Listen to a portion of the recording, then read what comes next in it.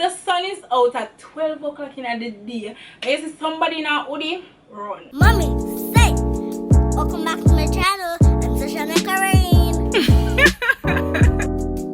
Hey YouTube, welcome to my channel. I'm SashanaKereen, and in today's video we're going to be talking about how to stay safe in college. So without further ado, let's get right into this video.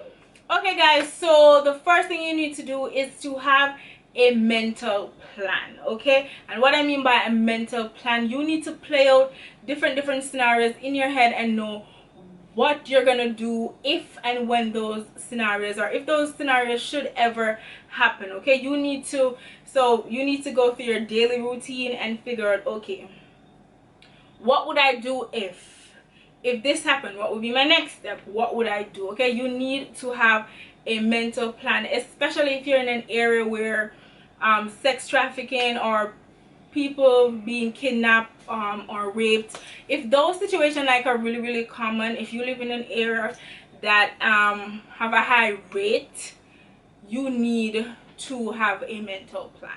The next thing is safety apps, okay? These can be helpful, and then again these can be kind of a little bit stupid, because a lot of people, they get on these safety apps and they're not connected to anything except their phone.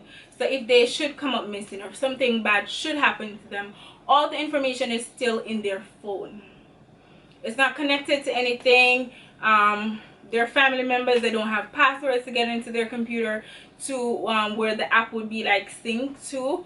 So if you are going to have safety apps as a measure of you being safe, ensure that your family have access to that app from wherever they are, as long as they have internet, so that they can always check. And you need to have a mental plan of how you're going to use that app, how fast it's going to take you to use that app to get the information in.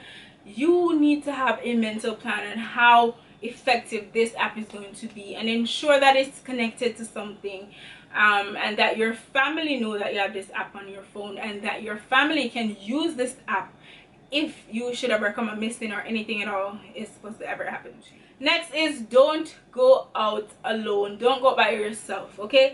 Being on a college campus or being in college, sometimes even if you have friends, there are places that you're just gonna have to go by yourself because they're not gonna be available, or yeah, there are instances where you're going to be by yourself. And even if you don't have a group of friends, there are instances where you have no choice but to go to places by yourself, okay?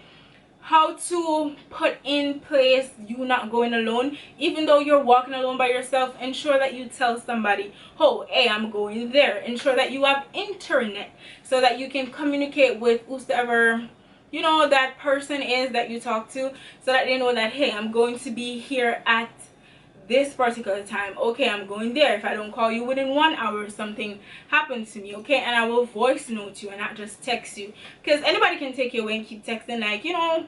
So you need to think about this and don't go out without people knowing where you are or where you're going. Just make sure, even if you're going out alone by yourself, that somebody know that you're planning on being wherever you're going. My next tip is to be alert, okay? You need to pay attention to where you are. You have to pay attention to your surroundings, okay? You cannot just be walking and always being in your phone, okay? You need to look around, look at people's body language, okay? If the sun is out at 12 o'clock in the day and you see somebody in a hoodie, run, all right? Turn back, all right? Go in a different direction, because immediately that is a red flag, okay? So you need to watch your surrounding. You need to be aware of what is going on around you. Another thing you can do on campus is to call the police escort. So if you're trying to get from point A to B and it's super early in the morning, or it's very lonely because like a lot of people will be in class at that time, you know, or if you feel scared to walk by yourself, or if it's at night, once you feel uneasy, you can always just call the police escort and they will bring you from point A to point B. Just be sure that you have your ID card on you, the one that is issued by your school, and yeah, because they're gonna write that number down the time they pick you up and the time they drop you off. They're gonna log that information. So be sure that you have your ID on you. The next thing you need to do is to have a different route, okay, to your classes, okay? Don't be walking the same exact route every single day.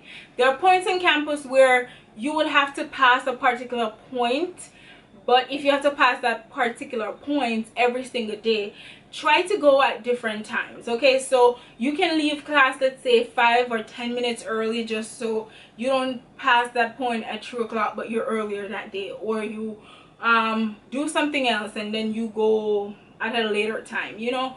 But just try to switch things up. Do not be predictable, okay? Because there are people out there that are preying on other people. They're watching you, right? And you need to be less predictable. So yeah, have a different route and different time if you're gonna pass a particular point every single day. My next tip to you is to walk in areas that are busy, okay? And do not take shortcuts, okay? In Jamaica, we have a saying that says shortcut draw blood, which is pretty much self-explanatory.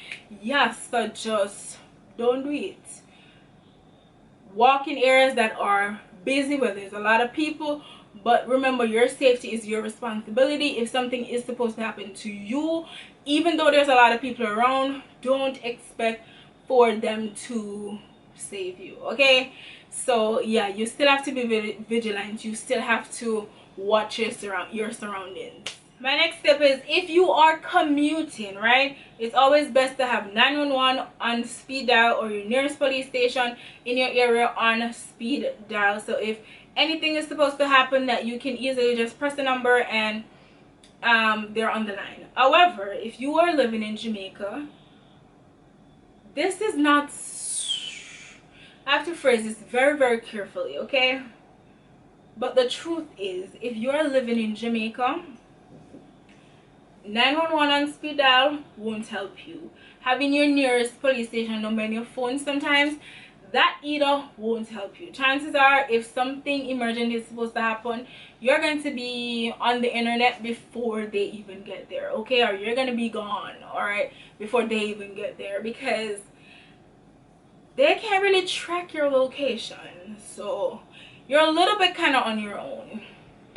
But as I say, based on the country that you're living in, 911 on speed dial might just save your life. And my last and final tip to you on how to be safe in college is to always trust yourself, okay? Follow your gut, all right? If you're talking to somebody, you get just a little bit of off feeling, you need to run. You need to get out of there, okay? It doesn't even matter if it's not an emergent situation. Look, just keep looking for red flags, because 9 out of 10 times those red flags are actually waving red flags, okay? So trust your gut, follow yourself. So if you feel as if something is off, best believe it is off. Don't doubt yourself, okay? It's better to be over cautious than to be under cautious, okay? Trust yourself, all right? That is super, super, super important, to just trust yourself. Okay guys, so that's all I have today for you on how to stay safe in college. If you guys enjoyed this video, please be sure to give this video a thumbs up. Also remember to subscribe to my channel. I'll be posting videos every Wednesdays and Friday. So yeah, I will see you in my next video. Bye.